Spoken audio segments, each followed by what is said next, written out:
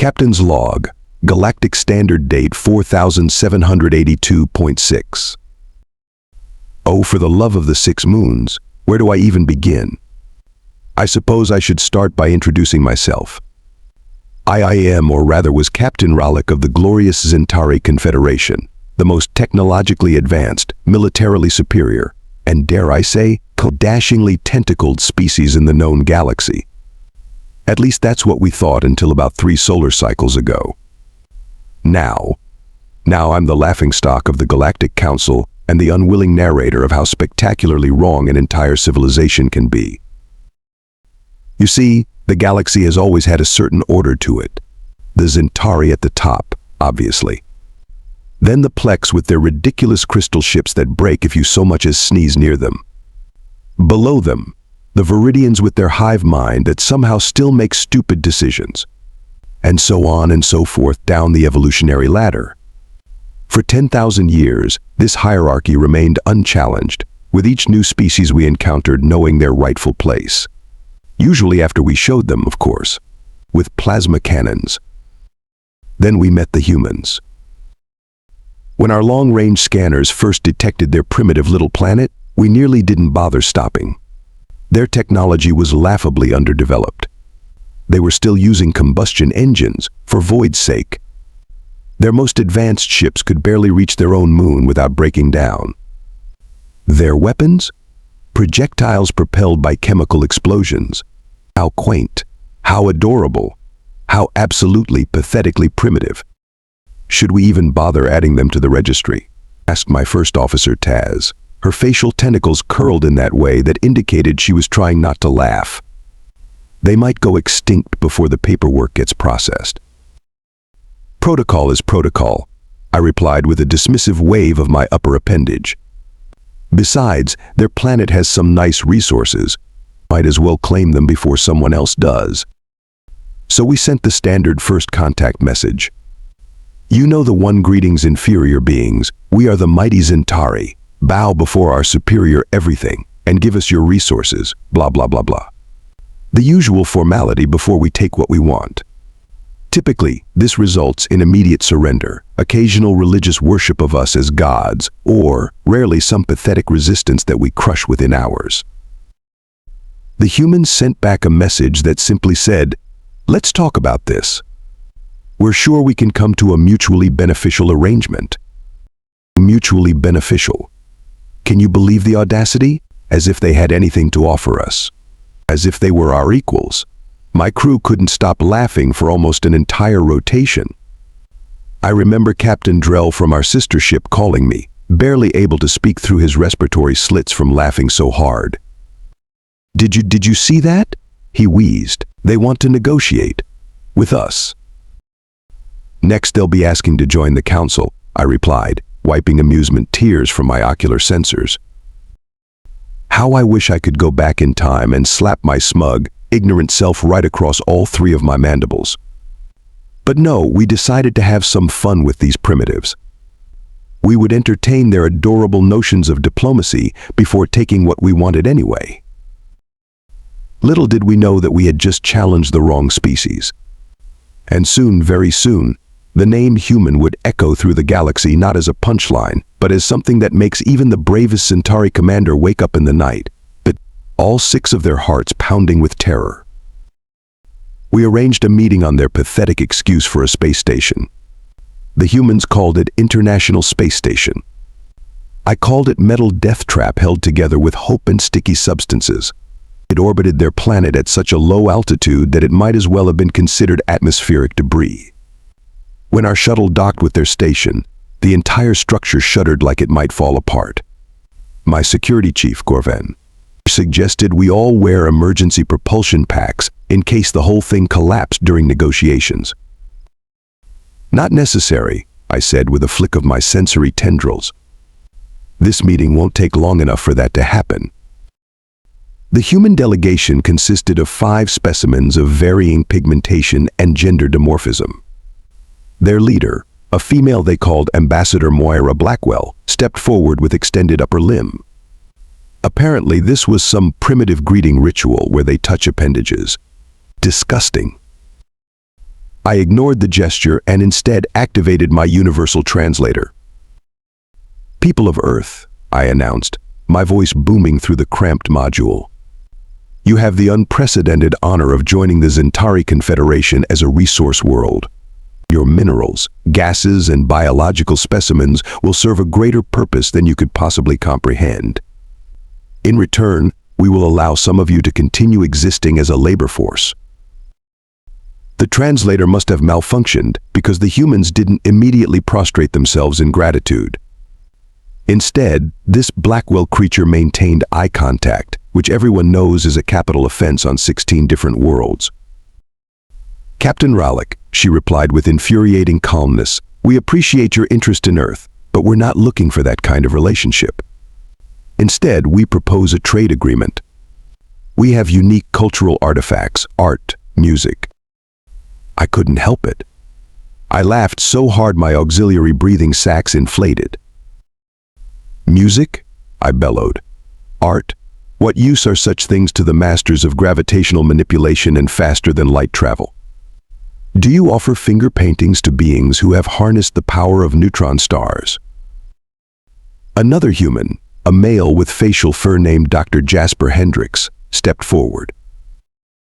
"Perhaps a demonstration of our technology would help you understand our potential value as allies rather than subjects," he suggested.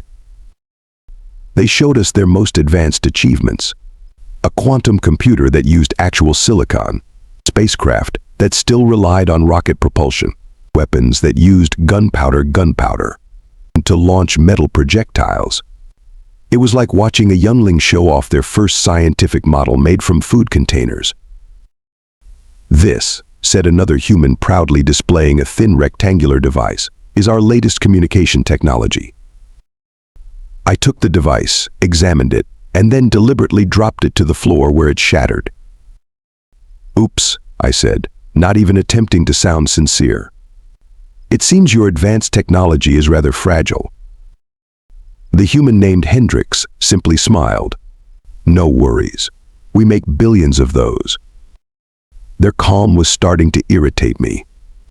By this point in negotiations, most species are either offering up their planetary treasures or futilely threatening resistance. "Perhaps I'm not being clear," I said, moving closer to intimidate them with my superior height and the natural toxin spines that extended from my shoulders. "This is not a negotiation. You will surrender your planet's resources to the Zentari Confederation, or we will take them. The only variable is how many humans survive the process." Ambassador Blackwell maintained that insufferable diplomatic smile, but something flashed in her eyes, not fear as I expected, but something that, in retrospect, should have terrified me. Amusement, as if I had told a joke. "Captain Ralek," she said pleasantly, "violence won't be necessary. We'll need 72 Earth hours to consult with our planetary governments." I snorted all 3 of my nasal cavities at once. "You have 24 of your hours. Not that you have any choice in the matter." As we prepared to leave their rickety space station, I noticed the humans exchanging glances. The one called Hendricks leaned toward Blackwell and whispered something that my enhanced hearing caught perfectly. "Should we tell them about the Mars Defense Fleet?" Blackwell shook her head slightly and whispered back, "Not yet. Let's see if they're smart enough to check what's on the dark side of our moon first." I dismissed it as primitive attempts at psychological warfare. After all, what could these backward bipeds possibly have that would concern the mighty Zentari? Their lunar satellite was a barren rock, and their neighboring planet was a desolate wasteland. What kind of fools did they take us for? As I boarded our shuttle, Blackwell called out one last message.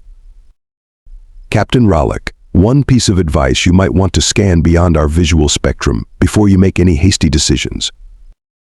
I laughed all the way back to our command ship. Scan beyond the visual spectrum. Did they think we were amateur space travelers? The Zentari had been conquering worlds before humans had discovered electricity. In hindsight, we probably should have taken that scan. It would have saved us considerable embarrassment and several battle cruisers. After returning to our command vessel, The invincible claw. I assembled my war council. The room buzzed with anticipation as my officers gathered around the holographic display showing the pitiful blue planet. Fellow conquerors, I announced, pacing dramatically for effect. Today we add another insignificant world to our glorious empire. Earth will be cataloged as acquisition number 7392, hardly worth remembering, except perhaps for how laughably easy the conquest will be. Admiral Vrex, my chief strategist whose battle tactics had subjugated 47 civilizations, flicked through his data tablet with obvious boredom. Captain, do we even need the full invasion protocol for this? Their most advanced weapon appears to be a pointy stick with explosives attached to it. Protocol is protocol, I replied with a dismissive tentacle wave. Besides, the crew needs the practice. It's been nearly a decade since we had a proper invasion. Everyone's getting soft. The invasion plan was simple, as befitting such a simple target.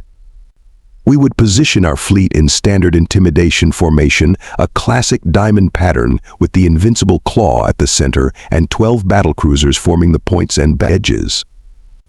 The Worldbreaker, our planet-cracking dreadnought, would remain in reserve, though using it would be like using a supernova to light a candle. Their planet has unusual amounts of liquid water, noted Science Officer Plek, her facial ridges pulsing with mild interest. We should avoid vaporizing too much during the initial bombardment. The hydro-harvesters would be displeased. Noted, I said, barely paying attention. We'll aim for their larger land masses first. Begin with their military installations, then their governance centers, then their population hubs in that order. Standard stuff. We transmitted our final ultimatum to Earth, expecting the usual panicked capitulation. The message was beautifully crafted, if I do say so myself. People of Earth, your 24 hours have elapsed. The full might of the Zentari Confederation now stands poised to cleanse your world of resistance. Surrender immediately. Transfer control of all planetary resources and infrastructure to Zentari authority. Comply, and a portion of your species will be preserved as a labor force. Refuse and face extinction. You have 1 hour to transmit your surrender. Their response came back almost immediately, which surprised me. Usually, primitive species spend most of the hour running around in circles, screaming, or engaging in last-minute reproduction.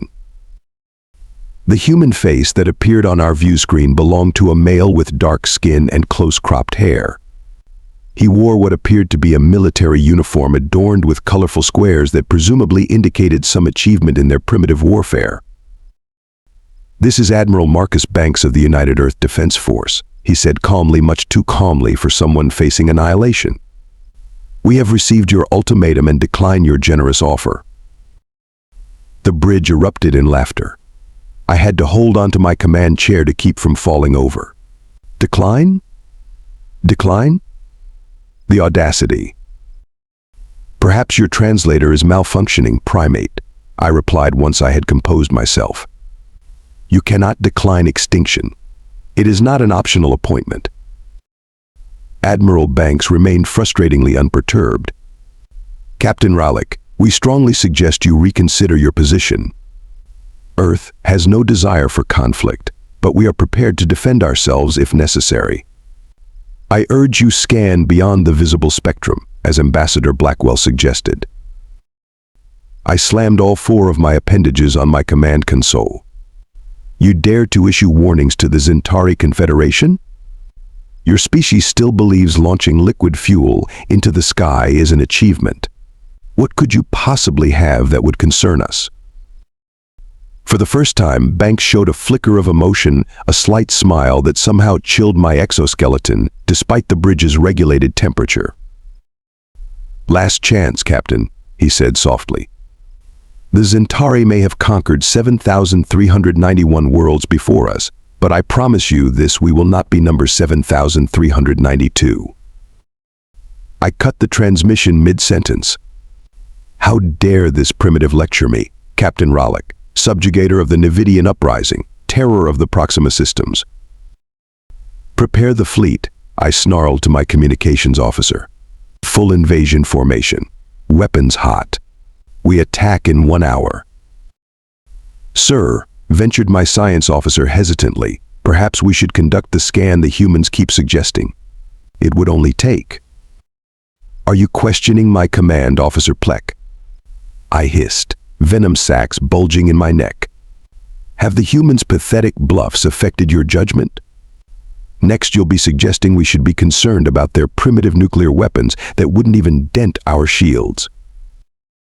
Of course not, Captain, she replied, backing down immediately. Preparing invasion fleet as ordered.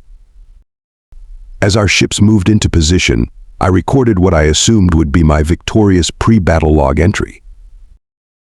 The humans have made their choice, as predictable as it was foolish. Their stubborn refusal to accept their place in the Galactic Order will serve as yet another warning to those who would defy the Zentari. By this time tomorrow, their civilization will be nothing but ash and memory. Their resources ours for the taking, their survivors grateful for our merciful permission to exist as servants. I couldn't have been more wrong. Our invasion fleet approached Earth in perfect formation. 12 battlecruisers, each capable of reducing continents to molten slag, arranged in a geometric pattern that had struck terror into the hearts of countless civilizations before. As we entered their pathetic excuse for a solar system, I reclined in my command chair, already mentally composing my victory speech. Sir, called out Sensor Officer Calvik, approaching Earth orbit in 5 minutes. Excellent, I replied, savoring the moment. Prepare the initial barrage. Target their largest military installations as planned. Let's show these primitives what real power looks like. Receiving unusual energy readings, Captain, Calvik suddenly announced, his voice carrying a note of confusion. Define unusual, I said, only half interested. The readings don't match any known Earth technology in our database. They appear to be they're actually quite advanced. Possibly level 7 energy signatures. I straightened in my chair. Level 7? That couldn't be right. Humans were barely at level 2. There had to be an error. Recalibrate your sensors, Officer Calvik. They're obviously malfunctioning. Already did, sir. Twice. The readings are accurate. Before I could respond, Communications Officer Drexa cut in. Captain, we're being hailed by multiple sources. Not just from Earth, but from their moon. Now that got my attention. Their moon? The barren rock? Put it on screen. The view screen flickered to life, showing not the primitive human I had expected, but a massive installation built into the lunar surface. Gun batteries, hangar bays, shield generators. How had we missed this? The face that appeared belonged to a stern-looking human female with silver hair pulled back tightly. This is General Lila Takahashi of the Lunar Defense Command. Zentari vessels, you have entered restricted space. Power down your weapons and withdraw, or we will be forced to demonstrate our defensive capabilities. I laughed, though with slightly less conviction than before. Your pitiful lunar outpost doesn't concern us, human. Your defenses will crumble before the might of. We've given fair warning, she interrupted, which was just rude. Nobody interrupts Captain Ralek mid-threat. The transmission cut off. They're scanning us, reported Calvik, sounding increasingly nervous. Very precise targeting sweeps across all our vessels. Let them scan, I scoffed. Our shields can withstand anything these monkeys could possibly. I never finished that sentence because at that precise moment, the universe decided to teach me the true meaning of hubris. Brain from the dark side of the moon emerged vessels. Not the clunky, fuel-guzzling rockets we had observed before, but sleek warships that rivaled our own in size and, as we were about to discover, capability. Defensive positions. I shouted, but it was already too late. Beams of concentrated energy, not the crude nuclear weapons we had expected, lanced out from the lunar installations and the human ships. They didn't splash harmlessly against our shields as they should have. Instead, they phased right through them, striking our hull directly. Impossible, screamed Weapons Officer Traz. They're using quantum-shifted phased plasma. That's level 9 technology. 2 of our outlying battlecruisers exploded simultaneously, their antimatter containment fields collapsing with catastrophic results. Status report, I demanded, clinging to my command chair as the invincible claw shuddered under impacts. 4 ships destroyed outright, reported Kalvik, his voice shaking. 3 more critically damaged. Our forward shields are at 12% and failing. They're using some kind of targeting system we've never encountered. It's predicting our evasive maneuvers before we make them. On the view screen, I watched in horror as the supposedly primitive humans systematically dismantled the most powerful invasion fleet the Zentari had assembled in centuries. Their ships moved with impossible agility, using maneuvers that defied conventional space combat doctrine. Some seemed to briefly flicker out of normal space-time altogether, reappearing behind our vessels to deliver devastating point-blank attacks. Sir, called out Science Officer Plek, I've completed the scan beyond visual spectrum that the humans suggested. You need to see this. The holographic display updated to show Earth and its surroundings, but now with layers of previously invisible infrastructure revealed. Orbital defense platforms disguised as space debris. Massive energy installations hidden within their asteroid belt. And most terrifying of all, an entire network of what appeared to be artificial wormhole generators positioned throughout their system. They've been concealing their true technological level, Plek whispered, awe and terror mingling in her voice. Everything we observed on Earth's surface appears to be an elaborate deception. Their actual civilization is Captain. They're at least a level 10 species. Level 10. The classification reserved for theoretical civilizations approaching singularity status. And we had just threatened to exterminate them over some minerals and water. As if to punctuate this realization, a human ship half the size of our command vessel blinked into existence directly in front of us. Its weapons ports glowed with energy that our sensors couldn't even properly classify. Admiral Banks' face appeared on our view screen again, his expression now considerably less diplomatic. Captain Ralek, he said calmly, despite the chaos of battle surrounding us, I believe now would be an excellent time to discuss those trade agreements Ambassador Blackwell mentioned. The invincible claw hung in space like a wounded animal surrounded by predators. Human ships of various sizes and configurations had formed a perfect containment sphere around us, their weapons ports glowing with barely restrained energy. My once proud bridge crew sat or stood at their stations, mandibles slack with shock, eye stalks drooping in defeat. Channel open, Captain, said Communications Officer Drexa, her voice barely above a whisper.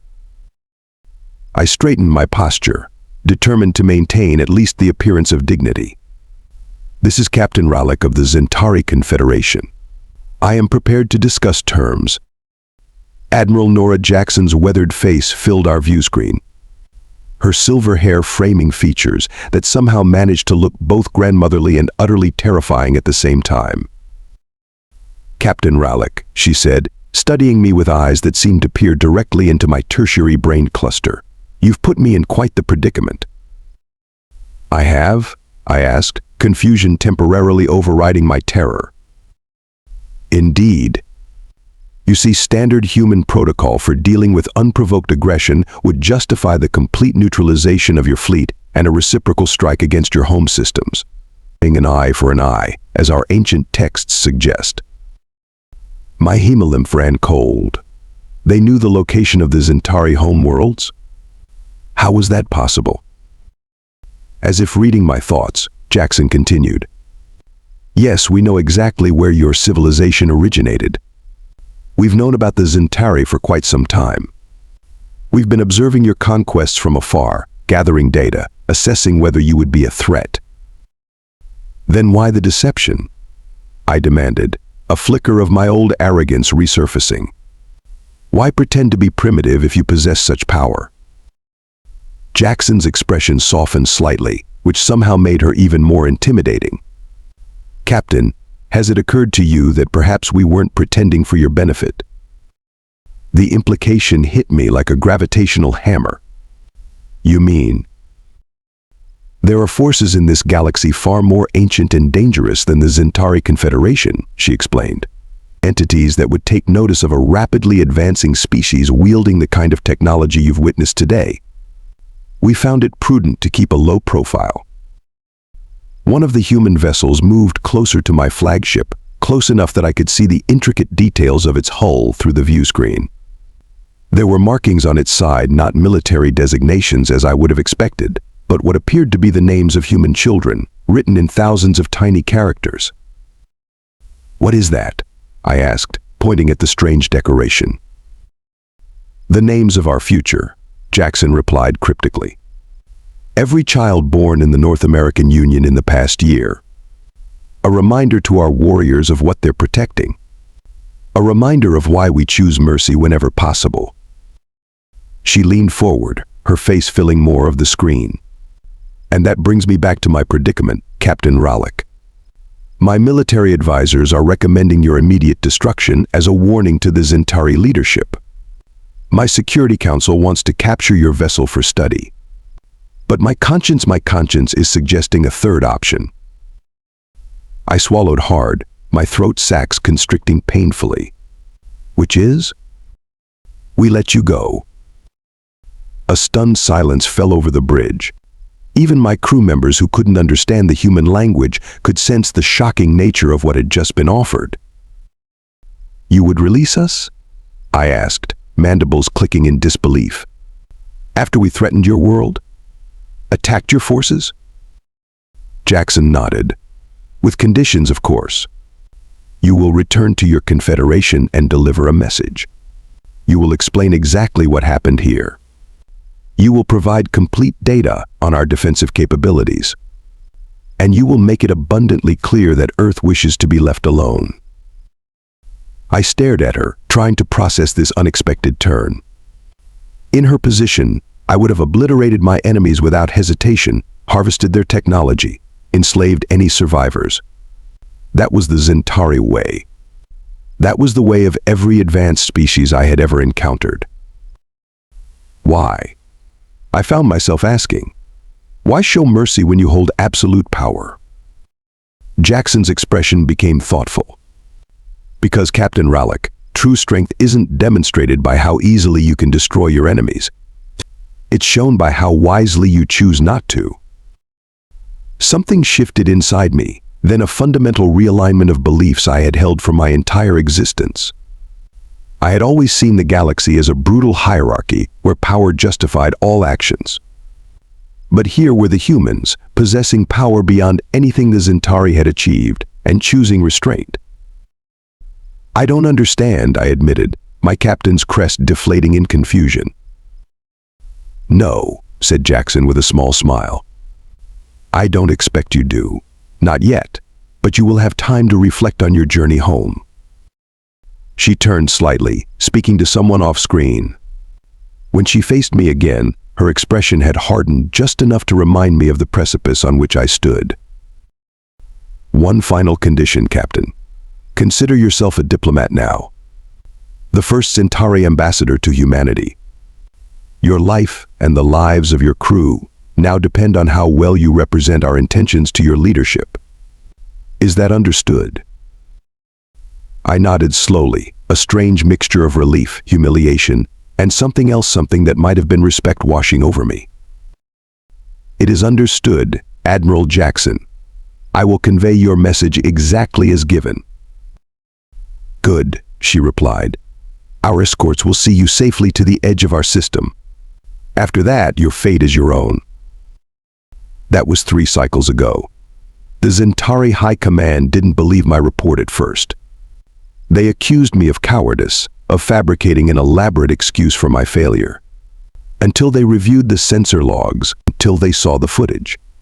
Until they realized just how catastrophically we had misjudged the humans. The implications rippled through the galaxy like a supernova. Trade routes were redrawn to give Earth's system a wide berth. Military doctrines were hastily revised. The Galactic Council convened an emergency session to discuss the emergence of this unexpected power, with some species even suggesting preemptive alliances with humanity before they decided to expand beyond their system. As for me, I was demoted, obviously. Captain Ralek is now civilian Ralek, teaching xenoanthropology at the Academy. My lectures on the dangers of species stereotyping are surprisingly popular. I start each semester with the same warning: appearances can be deceiving, especially when they're deliberately crafted to deceive. The humans have kept their word. They've remained within their system, continuing their charade of primitive technology for anyone watching from a distance. But now we know. Now the galaxy knows. Behind that seemingly ordinary star, orbiting that seemingly ordinary planet, resides the most dangerous species we've ever encountered. Not because of their technology, impressive as it is. Not because of their military prowess, terrifying as that proved to be. But because when they held the power to eradicate us when any other species would have done exactly that, they chose mercy. And somehow, that makes them more frightening than anything else. Oh, and that trade agreement Ambassador Blackwell mentioned? The Zentari Confederation signed it last week. We're exchanging our gravitational stabilizers for human music and art. And I have to admit, their music isn't half bad.